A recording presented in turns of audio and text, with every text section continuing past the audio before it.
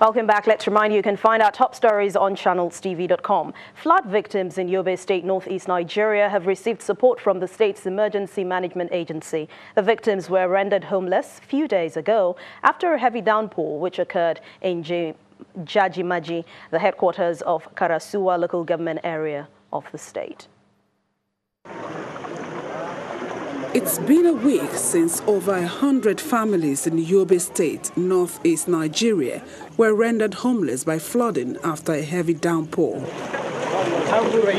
Relief has come their way with food items like rice, millet, vegetable oil and beddings presented to them by the Permanent Secretary, Yobe State Emergency Management Agency.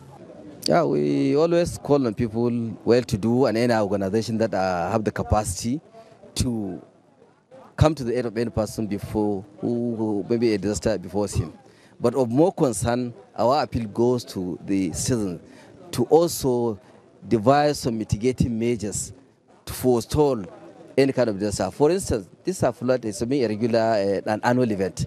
There are certain practices that they themselves can do that can at least soften even if it happens. So we are appealing to them to please cultivate healthy habits that can mitigate the happenings of flood. The chairman of Karasuwa local government, where the affected victims are based, is grateful for these food items, which will alleviate the sufferings of the people. The material is much.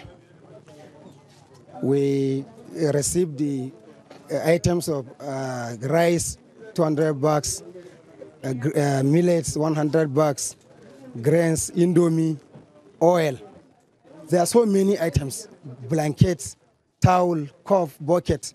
We are sincerely grateful for the effort. There are more permanent plans for these victims and others living in flood-prone areas, as the local government council is working on relocating them to avoid future disasters.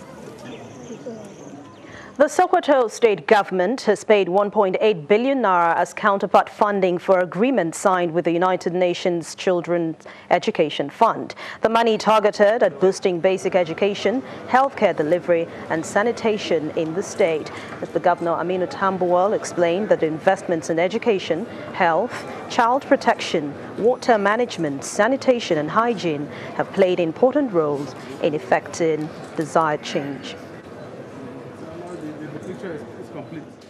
And that's news across Nigeria today. Thank you so much for watching. I'm Anne Owaodo.